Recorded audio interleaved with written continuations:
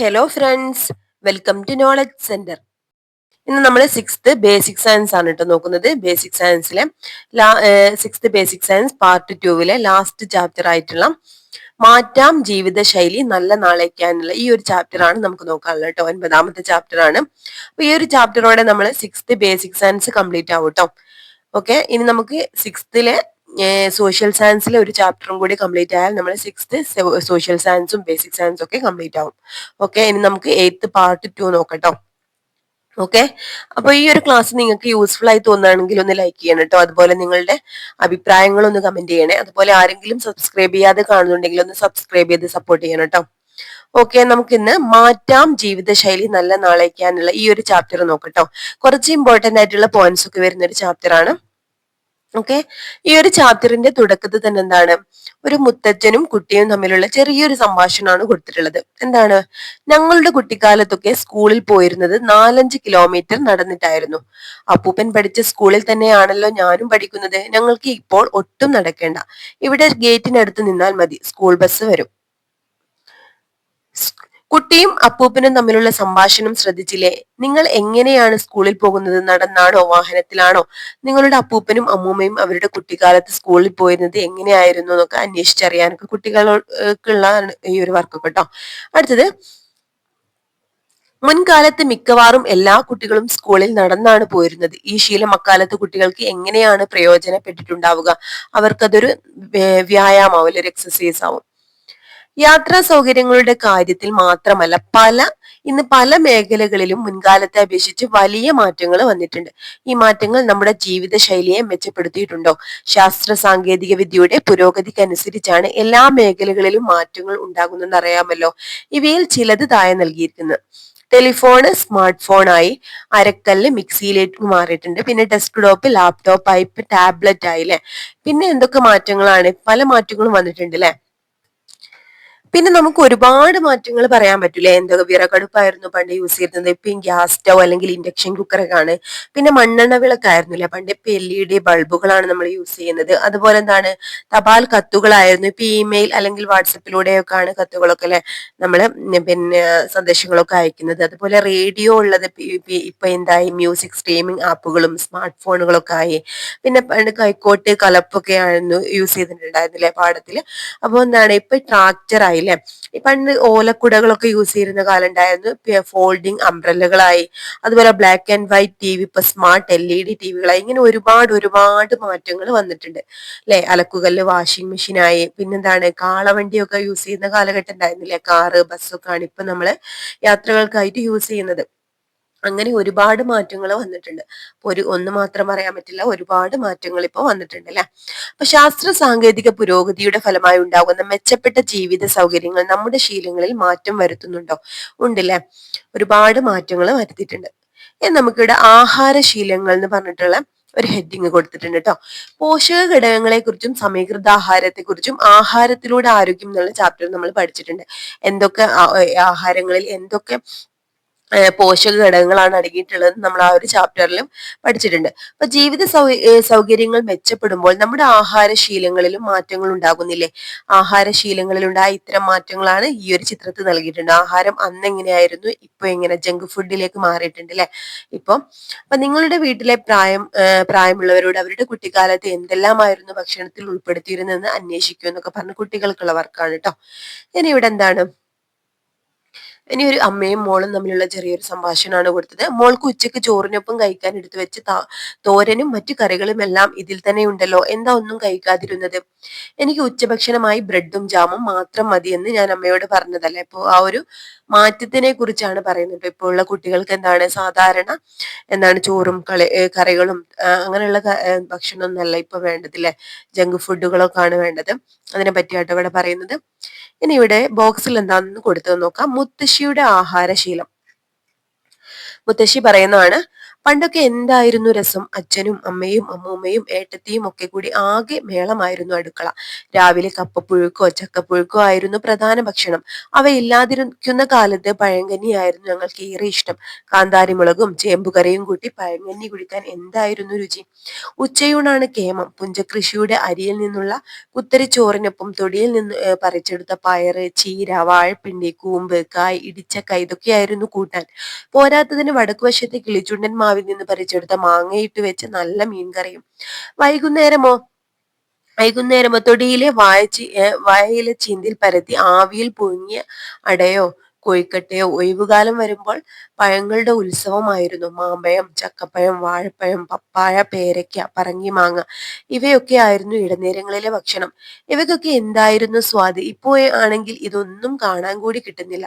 കടയിൽ നിന്ന് വാങ്ങുന്ന പലഹാരമല്ലേ ഇപ്പോൾ എല്ലാവർക്കും ഇഷ്ടം. അപ്പൊ പണ്ടത്തെ ജീവിത രീതിയെ കുറിച്ചാണ്, ആഹാരശീലത്തെ കുറിച്ചാണ് മുത്തശ്ശിയുടെ ഈ ഒരു എന്താണ് സംസാരത്തിൽ നമുക്ക് മനസ്സിലാക്കാൻ പറ്റുന്നതല്ലേ. അപ്പൊ മുത്തശ്ശി പറഞ്ഞത് ശ്രദ്ധിച്ചില്ലേ? അക്കാലത്ത് കൂട്ടുകുടുംബത്തിനെ പറ്റിയും അവരുടെ ഭക്ഷണശീലങ്ങളെ കുറിച്ചുമുള്ള കാര്യങ്ങളാണ് ഇവിടെ പറഞ്ഞിട്ടുള്ളത് അല്ലെ. നോക്കാം. ജീവിത സാഹചര്യം മെച്ചപ്പെട്ടപ്പോൾ ആഹാരശീലങ്ങളിൽ മാറ്റമുണ്ടായി. ഇത്തരം മാറ്റങ്ങൾ ആരോഗ്യകരമായ ജീവിതത്തിന് പര്യാപ്തമല്ല. വൈവിധ്യമാർന്ന ഭക്ഷണ വസ്തുക്കൾ ഉൾപ്പെടുത്തി എല്ലാ പോഷക ഘടകങ്ങളും ലഭിക്കത്തക്ക വിധം ഭക്ഷണം ക്രമീകരിക്കേണ്ടതുണ്ട്. ഇനി വയോജനങ്ങൾക്കൊപ്പം അപ്പൂപ്പനോടും അമ്മൂമ്മയോടും കഥ പറഞ്ഞിരിക്കാൻ എല്ലാവർക്കും ഇഷ്ടമല്ലേ. അവരുടെ ആഹാരം, ആഹാരശീലങ്ങൾ, വീട്ടുപകരണങ്ങൾ, വസ്ത്രധാരണം, കൃഷി, തൊഴിൽ, സ്കൂൾ ജീവിതം എന്നിങ്ങനെ എന്തെല്ലാം കാര്യങ്ങൾ നിങ്ങൾ ജീവിക്കുന്ന കാലഘട്ടവുമായി ബന്ധപ്പെടുത്തി അവർക്ക് പറയാനുണ്ടാവും. വയോജനങ്ങൾ നമ്മുടെ സമ്പത്താണ്. അതുകൊണ്ട് അവരെ ചേർത്ത് പിടിക്കണം. അവരുമായി സ്നേഹം പങ്കിടാനും അവരുടെ ആരോഗ്യം സംരക്ഷിക്കുവാനും ആവശ്യങ്ങൾ നിറവേറ്റാനും നമ്മൾ ശ്രദ്ധിക്കണം. മുതിർന്നവരുടെ അറിവും കഴിവും അനുഭവങ്ങളും നമ്മൾ പരമാവധി പ്രയോജനപ്പെടുത്തണം. എല്ലാ വർഷവും ഒക്ടോബർ 1 വയോജന ദിനമായി ലോകമെമ്പാടും ആചരിക്കുന്നു. വയോജന ദിന കർമ്മ പരിപാടികളെ കുറിച്ച് കൂടുതൽ വായിച്ചറിയുമെന്ന് പറഞ്ഞിട്ടുണ്ട്. ഇവിടെ നമുക്ക് പഠിക്കാനുള്ള ഒരു പോയിന്റ് എന്താണ്? ഒക്ടോബർ 1 എന്താണ്? വയോജന ദിനമാണ് കേട്ടോ. ഒക്ടോബർ 1 വയോജന ദിനമാണ്. ഓക്കെ, ഒക്ടോബർ 1 എന്താണ്? വയോജന ദിനമാണ്. ഓക്കെ, ഇനി അടുത്ത ഹെഡിങ് ആണ് ആരോഗ്യത്തിന് ദോഷം വരുത്തുന്ന ആഹാരശീലങ്ങൾ. ഇവിടെ എന്തൊക്കെയാണ് ചിത്രത്തിൽ കൊടുത്തിട്ടുള്ളത്? പച്ചക്കറികൾ, പഴവർഗ്ഗങ്ങൾ, ഇലക്കറികൾ, പരിപ്പ് വർഗ്ഗങ്ങൾ എന്നിവയുടെ കുറഞ്ഞ ഉപയോഗം. അതുപോലെ എന്താ? വറുത്തെടുത്ത ആഹാര വസ്തുക്കളുടെ കൂടുതൽ ഉപയോഗം. പഞ്ചസാര, ഉപ്പ്, എണ്ണ, നെയ്യ്, കൊഴുപ്പ് എന്നിവയുടെ അമിത ഉപയോഗം. ബേക്കറി സാധനങ്ങളുടെ അമിതമായ ഉപയോഗം. ഉപയോഗിച്ച എണ്ണ വീണ്ടും ഉപയോഗിക്കൽ. സമയത്തിന് ആഹാരം കഴിക്കാതിരിക്കൽ. ഇതൊക്കെ ഇപ്പോഴത്തെ ആരോഗ്യ ശീലത്തിൽ വന്ന മാറ്റങ്ങളാണ് കേട്ടോ. നമ്മുടെ ആരോഗ്യത്തിന് ദോഷം വരുത്തുന്ന ഭക്ഷണ പദാർത്ഥങ്ങൾ നമുക്ക് ചുറ്റുമില്ലേ? ഇത്തരം ഭക്ഷണക്രമങ്ങൾ ശീലമാക്കിയാൽ അവ ആരോഗ്യത്തെ ദോഷമായിട്ട് ബാധിക്കും അല്ലെ. ഇനി അടുത്ത ഹെഡിങ് നോക്കാം. ആഹാര രീതിയിൽ വന്ന ദോഷകരമായ മാറ്റങ്ങൾ. മേൽപ്പറഞ്ഞ ഭക്ഷണശീലങ്ങൾ കൊണ്ട് ഉണ്ടാകുന്ന ആരോഗ്യ പ്രശ്നങ്ങൾ എങ്ങനെ പരിഹരിക്കാം എന്നൊക്കെ ചർച്ച ചെയ്യാനായിട്ടൊക്കെ പറഞ്ഞിട്ടുണ്ട്. ഇനി ഇവിടെ കൊടുത്തിട്ടുള്ളത് ഒരു കുട്ടി ടി വി കണ്ടുകൊണ്ട് ഭക്ഷണം കഴിക്കുകയാണ് അല്ലെ. അപ്പൊ ടി വി കണ്ടത് മതി, ഇനി കുറച്ചു സമയം പുറത്തു പോയി കളിക്കും മോനെ എന്ന് പറയുന്നുണ്ട് അമ്മ. അമ്മ കുട്ടിയോട് പറയുന്നത് ശ്രദ്ധിച്ചില്ലേ? നിങ്ങളും ടി വി കണ്ടുകൊണ്ടാണോ ഭക്ഷണം കഴിക്കുന്നത്? ടി വി പരിപാടികൾ ആസ്വദിച്ചുകൊണ്ട് ഭക്ഷണം കഴിച്ചാൽ എന്താണ് പ്രശ്നം? എന്തൊക്കെ പ്രശ്നങ്ങളാണ്? ഒന്നും ഇവിടെ കൊടുത്തിട്ടുണ്ട്. അശ്രദ്ധയോടെയാണല്ലേ കഴിക്കുക. മറ്റെന്തൊക്കെ പ്രശ്നങ്ങളാണ് നമുക്ക് പറയാൻ പറ്റുക? അമിതമായി ആഹാരം കഴിക്കുന്നില്ല, അതായത് ടി വിയിലെ പരിപാടികളിൽ മുഴുകിയിരിക്കുമ്പോൾ വയർ നിറഞ്ഞോ ഇല്ലയോ എന്ന് തലച്ചോറിന് വേഗത്തിൽ മനസ്സിലാക്കാൻ കഴിയില്ല. ഇത് ആവശ്യത്തിലധികം ഭക്ഷണം കഴിക്കുന്നതിനും പൊണ്ണത്തടിക്കും കാരണമാകുന്നുണ്ട് അല്ലെ. പിന്നെ എന്തൊക്കെ കാര്യങ്ങൾ? പിന്നെ ദഹന പ്രശ്നങ്ങൾ. ഭക്ഷണം ശരിയായി ചവച്ചരച്ച് കഴിക്കാത്തത് ദഹന പ്രക്രിയയെ തടസ്സപ്പെടുത്തുന്നുണ്ട്. പിന്നെ ജങ്ക് ഫുഡിനോടുള്ള കൂടുതലുള്ള താല്പര്യം അല്ലെ. ടി വി കാണുമ്പോൾ പലപ്പോഴും പോഷക ഗുണമല്ലാത്ത ലഘു ഭക്ഷണങ്ങൾ കഴിക്കാനുള്ള പ്രവണത കൂടുന്നുണ്ട്. പിന്നെ കുടുംബാംഗങ്ങളുമായുള്ള ആശയവിനിമയം കുറയുന്നുണ്ട് അല്ലെ. ഭക്ഷണ സമയത്ത് കുടുംബാംഗങ്ങളുമായി സംസാരിക്കുന്നത് കുറയുകയും ഓരോരുത്തരും അവരുടെ ഡിജിറ്റൽ ലോകത്തേക്ക് ഒതുങ്ങുകയും ചെയ്യുന്നുണ്ട്. അപ്പൊ ഇത്രയും കാര്യങ്ങളാണ് നമ്മൾ എന്തൊക്കെ കാര്യങ്ങളാ പറഞ്ഞത്?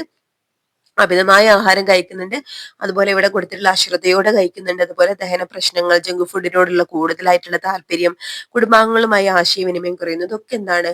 നമ്മൾ ടി വി ആസ്വദിച്ചുകൊണ്ട് ഭക്ഷണം കഴിച്ചാലുണ്ടാവുന്ന പ്രശ്നങ്ങളാണ് പറഞ്ഞത് കേട്ടോ.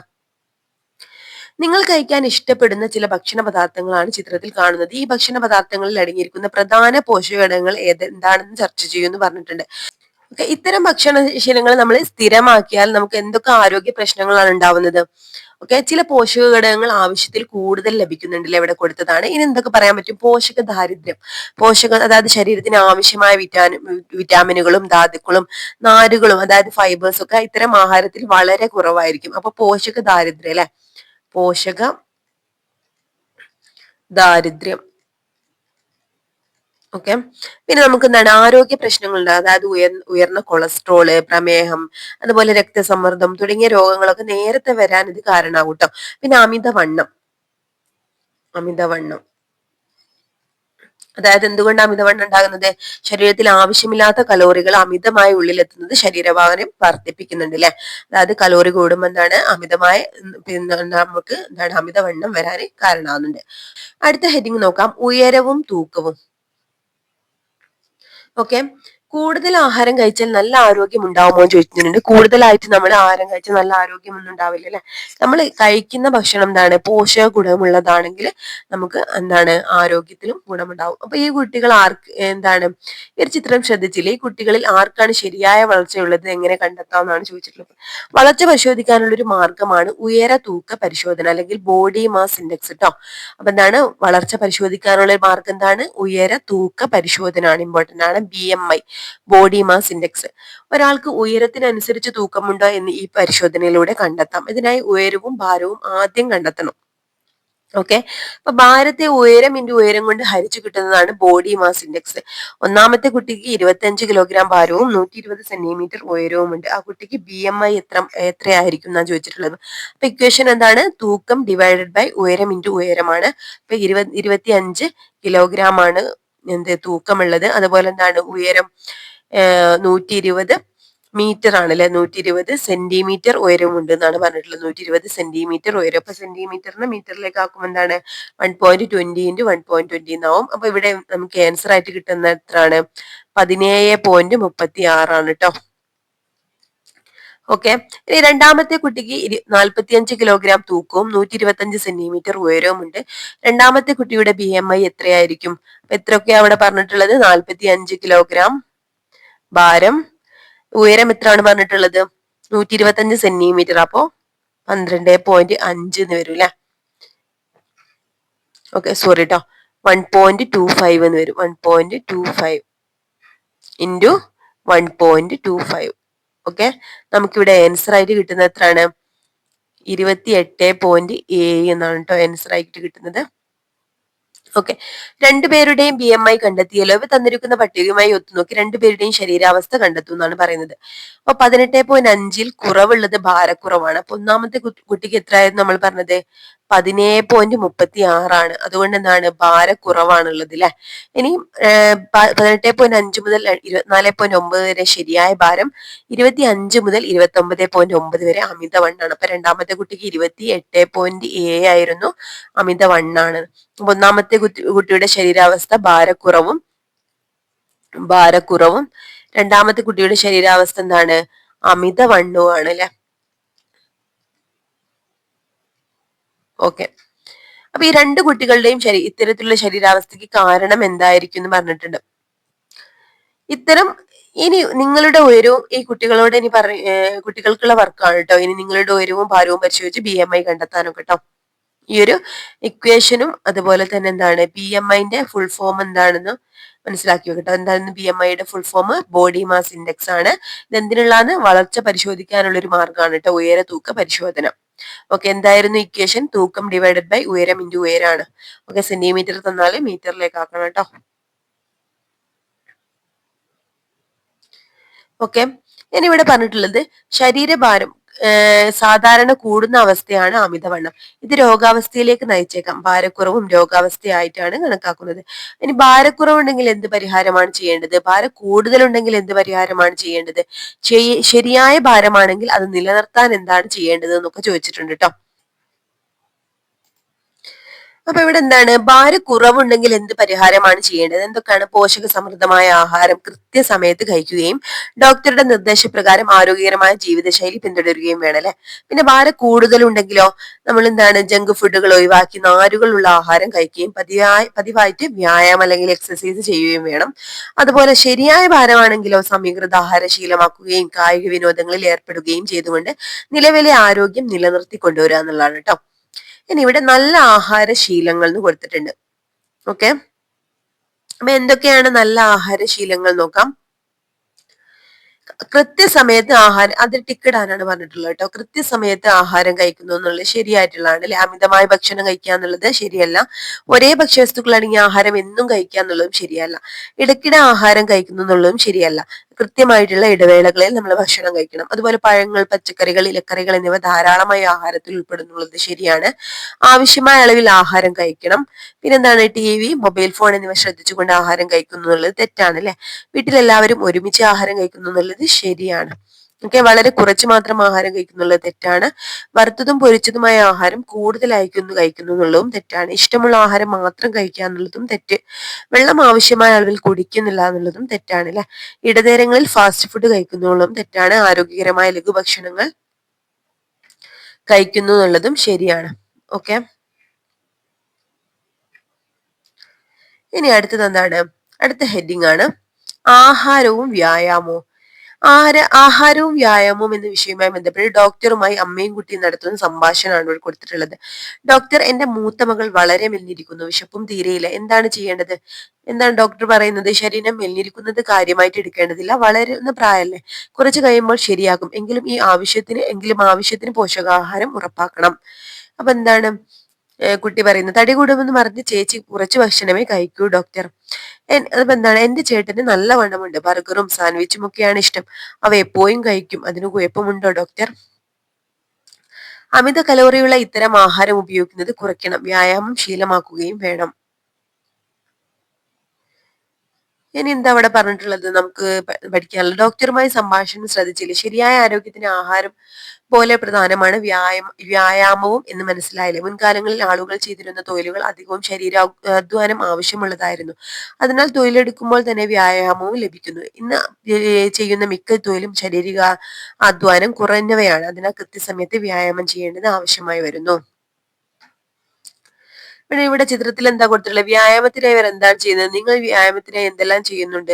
സ്കൂളിലെ കായിക പീരീഡ് പ്രയോജനപ്പെടുത്തുന്നു, ഓടിക്കളി, അതുപോലെ സൈക്ലിംഗ് ഇല്ലേ, അതായത് സൈക്കിൾ ചവിട്ടുക, അതുപോലെ എന്താണ് നീന്തൽ, ഇതൊക്കെ എന്താണ് കായിക അധ്വാനം ലഭിക്കുന്ന കളികളാണ്. ഇനി കളികളെ പറ്റിയാണ് കൊടുത്തിട്ടുള്ളത്. ഒന്ന് ഫുട്ബോളും ഒന്നെന്താണ് ഓൺലൈൻ ഗെയിമുകളാണ് അല്ലെ, വീഡിയോ ഗെയിമുകളാണ്, ഗെയിം കളിക്കുന്ന ചിത്രമാണ്. ഇവിടെ എന്താണ്, ഞാൻ എന്നും വൈകുന്നേരം ഫുട്ബോൾ കളിക്കാറുണ്ട്, ചെസ് കളിക്കാനാണ് എനിക്കിഷ്ടം, ഒഴിവുള്ളപ്പോഴൊക്കെ ഞാൻ TV കാണും. എന്റെ വീടിനടുത്ത് ഒരു ചെറിയ കുളമുണ്ട്, ഞാനും അച്ഛനോടൊപ്പം എന്നും അരമണിക്കൂർ നീന്തും, ഒഴിവ് കിട്ടുമ്പോഴൊക്കെ ഞാൻ വീഡിയോ ഗെയിമുകൾ കളിക്കും. ഇവിടെ എന്താ ക്വസ്റ്റ്യൻ? ഓരോരുത്തരും പറഞ്ഞ് ശ്രദ്ധിച്ചില്ല, ഇതിൽ ഏതൊക്കെ കളികളിൽ ഏർപ്പെടുന്നവർക്കാണ് വ്യായാമം ലഭിക്കുന്നത്? ഇവിടെ ഫുട്ബോൾ പറയുന്നുണ്ട് അല്ലെ, ഫുട്ബോൾ കളിക്കാറുണ്ട്, പിന്നെ അതുപോലെ തന്നെ എന്താണ് അരമണിക്കൂർ നീന്താറുണ്ട് എന്നൊക്കെ പറയും. ഇത് രണ്ടും എന്താണ് കായികാധ്വാനം, വ്യായാമം ലഭിക്കുന്ന കളികളാണ് കേട്ടോ.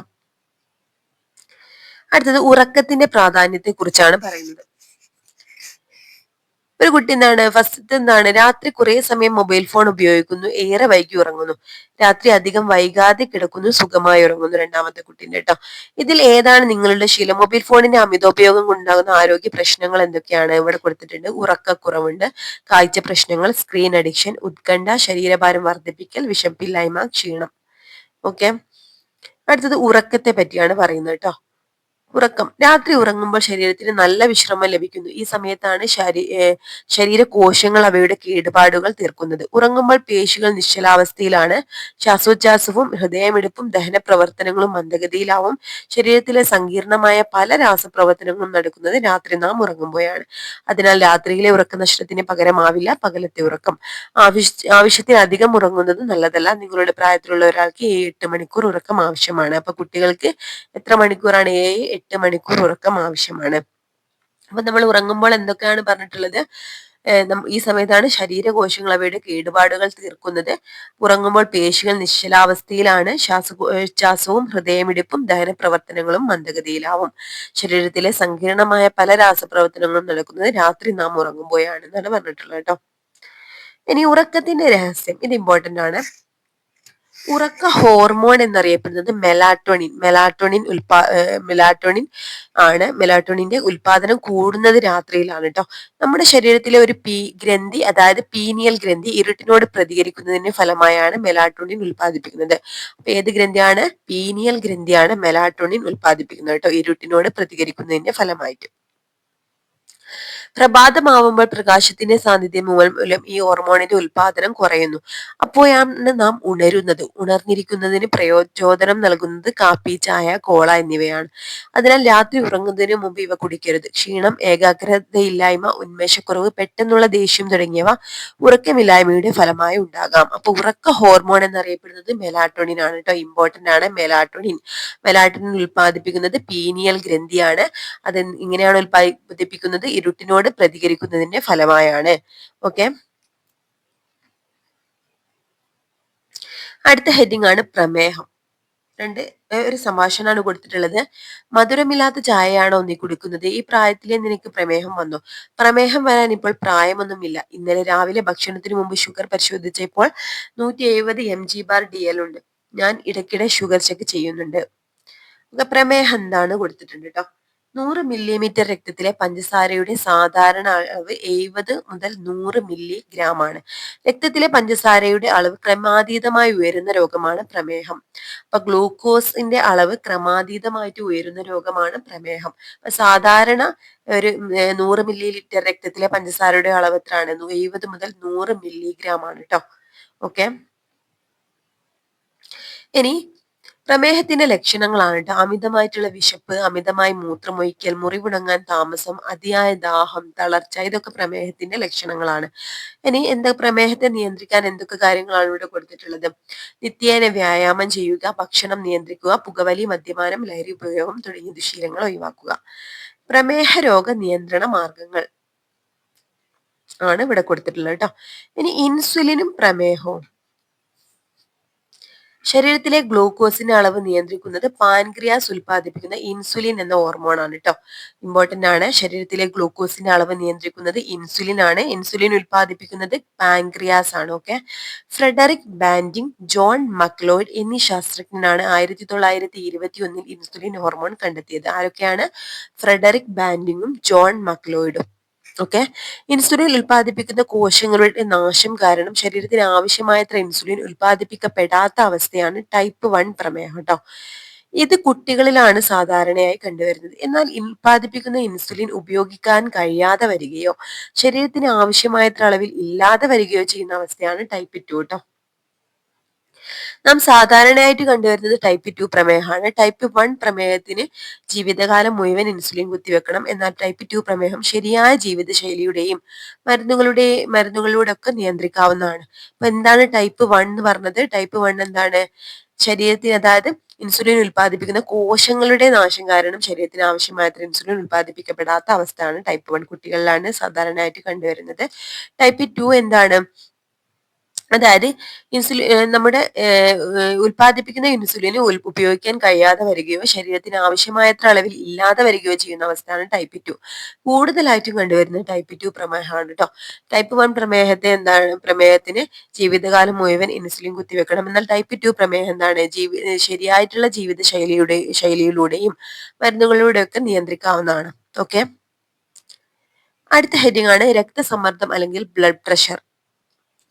BP അല്പം കൂടുതലാണല്ലോ, ഭക്ഷണത്തിൽ ഉപ്പിന്റെ അളവ് കുറയ്ക്കണം, നന്നായി ഉറങ്ങുകയും വ്യായാമം ചെയ്യുകയും വേണം. എന്താണ് BP അല്ലെങ്കിൽ രക്തസമ്മർദ്ദം? ബ്ലഡ് പ്രഷർ എന്താന്ന് നോക്കാം.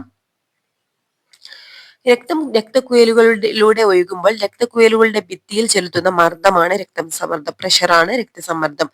എന്താണ്? സ്ഫിഗ്മോ മാനോമീറ്റർ എന്ന ഉപകരണം ഉപയോഗിച്ചാണ് രക്തസമ്മർദ്ദം അളക്കുന്നത്. ഈ ഉപകരണത്തിൽ 120/80 mmHg റീഡിംഗ് കാണിക്കുന്നതാണ് സാധാരണ രക്തസമ്മർദ്ദ നിരക്ക്.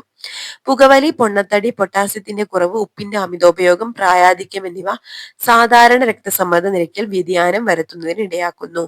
ഓക്കെ, ഇവിടെ നമുക്ക് പഠിക്കാനുള്ളത് എന്താണ് രക്തസമ്മർദ്ദം? രക്തം രക്തക്കുഴലുകളിലൂടെ ഒഴുകുമ്പോൾ രക്തക്കുഴലുകളുടെ ഭിത്തിയിൽ ചെലുത്തുന്ന മർദ്ദമാണ് രക്തസമ്മർദ്ദം. ഏത് ഉപകരണമാണ് നമ്മൾ ഇത് അളക്കാനായിട്ട് യൂസ് ചെയ്യുന്നത്? സ്ഫിഗ്മോ മാനോമീറ്റർ. ഓക്കെ, സാധാരണ രക്തസമ്മർദ്ദ നിരക്ക് ഏതാ? 120/80 mm ആട്ടോ. ഇത് തിരിച്ചൊക്കെ തരാം കേട്ടോ. 80/120 എന്നൊക്കെ ചിലപ്പോൾ ഓപ്ഷനിൽ തരാം. 120/80 mm ആണ്. അടുത്ത ഹെഡിങ് ആണ് കൊളസ്ട്രോൾ. കൊളസ്ട്രോൾ എന്താന്ന് നോക്കാം. എണ്ണയിൽ പൊരിച്ച ആഹാര വസ്തുക്കളുടെ ഒക്കെ ഫോട്ടോ ഇവിടെ കൊടുത്തിട്ടുണ്ട്. കൊളസ്ട്രോൾ എന്താന്ന് ഇവിടെ ഒരു ബോക്സിലായിട്ട് കൊടുത്തിട്ടുണ്ട്. മൊത്തം കൊളസ്ട്രോൾ 200 mg/dl താഴെയുള്ളതാണ് ശരിയായ അവസ്ഥ. കൊളസ്ട്രോൾ നല്ല കൊളസ്ട്രോളും ഉണ്ട്, അതുപോലെ ചീത്ത കൊളസ്ട്രോൾ ഉണ്ട്. നല്ല കൊളസ്ട്രോൾ HDL, ചീത്ത കൊളസ്ട്രോൾ LDL എന്നിങ്ങനെ 2 തരമുണ്ട്. ഇത് അധികമുള്ള ചീത്ത കൊളസ്ട്രോൾ രക്തക്കുഴലുകളിൽ അടിഞ്ഞുകൂടി രക്തപ്രവാഹത്തിന് തടസ്സമുണ്ടാക്കുന്നത് ഹൃദയാഘാതത്തിന് കാരണമാവുന്നു. ഇത് കരളിനെയും ദോഷകരമായി ബാധിക്കുന്നു. എന്നാൽ നല്ല കൊളസ്ട്രോൾ കൂടുന്നതിനനുസരിച്ച് ഹൃദയാഘാത സാധ്യത കുറയുന്നു. വ്യായാമം ചെയ്യുമ്പോൾ ശരീരത്തിൽ നല്ല കൊളസ്ട്രോൾ വർദ്ധിക്കുക ചെയ്യുന്നു കേട്ടോ. അതുപോലെ മത്തി, അയല, ഇലക്കറികൾ, പയറുവർഗ്ഗങ്ങൾ, നിലക്കടല, വാൽനട്ട് തുടങ്ങിയ ആഹാര പദാർത്ഥങ്ങളും നല്ല കൊളസ്ട്രോൾ കൂട്ടാൻ സഹായിക്കുന്നുണ്ട്. ഓക്കെ, ഇവിടെ എന്താണ് പറഞ്ഞിട്ടുള്ളത്? മൊത്തം കൊളസ്ട്രോൾ 200 mg/dl താഴെയുള്ളതാണ് ശരിയായിട്ടുള്ള അവസ്ഥ കേട്ടോ. അതുപോലെ തന്നെ നല്ല കൊളസ്ട്രോളും ഉണ്ട്, ചീത്ത കൊളസ്ട്രോളും ഉണ്ട്. അപ്പൊ ചീത്ത കൊളസ്ട്രോള് രക്തക്കുഴലുകളിൽ അടിഞ്ഞുകൂടി രക്തപ്രവാഹത്തിന് തടസ്സമുണ്ടാക്കുന്നതാണ്, ഹൃദയാഘാതത്തിനൊക്കെ കാരണമാകുന്നുണ്ട്. നല്ല കൊളസ്ട്രോൾ കൂടുന്നതിനനുസരിച്ച് ഹൃദയാഘാത സാധ്യത കുറയുക ചെയ്യുന്നത് കേട്ടോ. വ്യായാമം ചെയ്യുമ്പോൾ ശരീരത്തിൽ നല്ല കൊളസ്ട്രോൾ വർദ്ധിക്കുന്നു. ഓക്കെ, അത് ജീവിതശൈലി രോഗങ്ങൾ അല്ലെങ്കിൽ ലൈഫ് സ്റ്റൈൽ ഡിസീസ് ആണ്. ജീവിതശൈലിയിൽ വന്ന മാറ്റങ്ങളും അത് മൂലമുണ്ടാവാൻ ഇടയുള്ള ചില ആരോഗ്യ പ്രശ്നങ്ങളുമാണ് നമ്മൾ ഇതുവരെ ചർച്ച ചെയ്തത്. എന്നാൽ ജീവിതശൈലി രോഗങ്ങൾ അതിനെക്കുറിച്ച് നിങ്ങൾ കേട്ടിട്ടുണ്ടാകുമല്ലോ. ജീവിതശൈലി രോഗങ്ങൾ ഉണ്ടാകുന്നത് രോഗാണുക്കൾ കൊണ്ടല്ല, മറിച്ച് തെറ്റായ ജീവിതശൈലി തുടരുന്നത് കൊണ്ടാണ്. തെറ്റായ ജീവിതശൈലി മൂലമുണ്ടാകുന്ന രോഗങ്ങളാണ് ജീവിതശൈലി രോഗങ്ങൾ.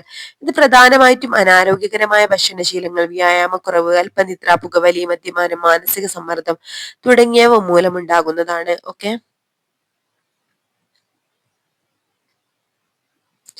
ചെറുപ്പം മുതലേ ശരിയായ ജീവിതശൈലി പിന്തുടർന്നാൽ മുകളിൽ സൂചിപ്പിക്കുന്നത് പോലെ പല രോഗങ്ങളെയും അകറ്റി നിർത്താൻ കഴിയുമെന്ന് മനസ്സിലായല്ലോ.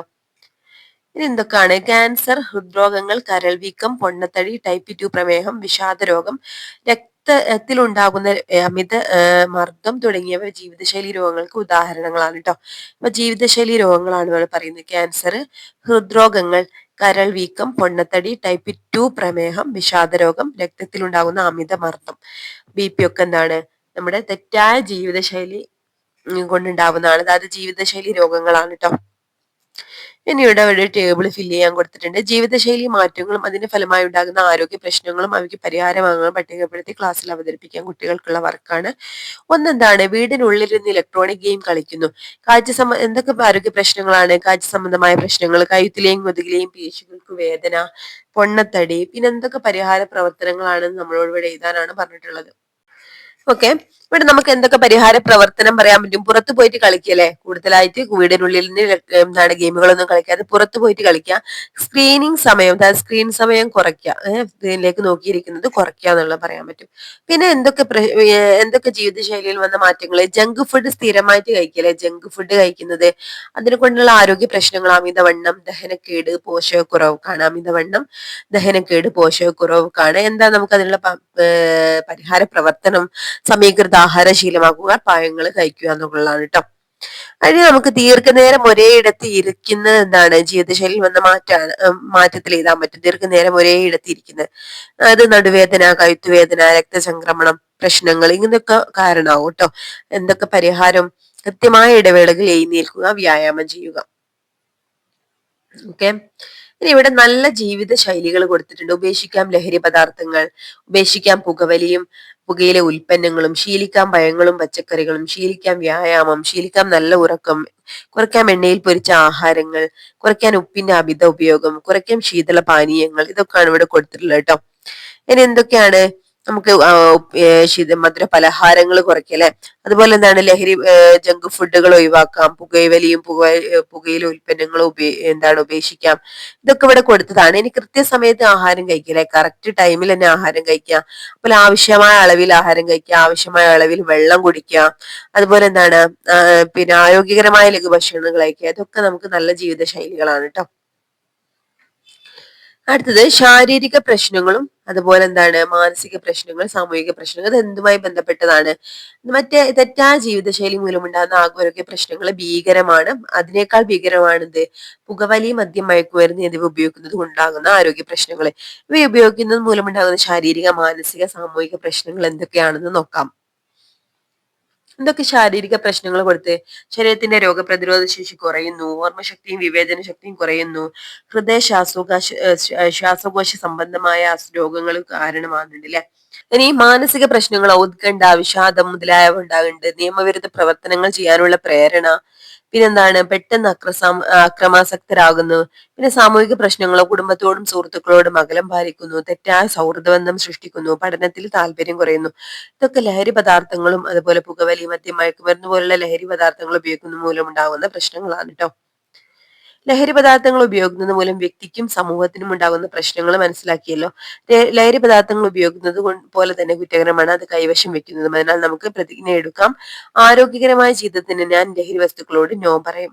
ഇനി നമുക്ക് വിലയിരുത്താന്നുള്ള ഈ ഒരു ഭാഗം കൂടി നോക്കട്ടോ. തന്നിരിക്കുന്ന ശരീരത്തിന് വ്യായാമം ലഭിക്കുന്ന പ്രവർത്തനങ്ങൾ കണ്ടെത്തി എഴുതുക എന്നുള്ളത് പറഞ്ഞത്. ചെസ് കളിക്കുന്നു എന്നുള്ളത് എന്താണ്? ശരീരത്തിന് വ്യായാമം കിട്ടുന്ന ഒരു പ്രവൃത്തിയാണോ? അല്ല അല്ലെ.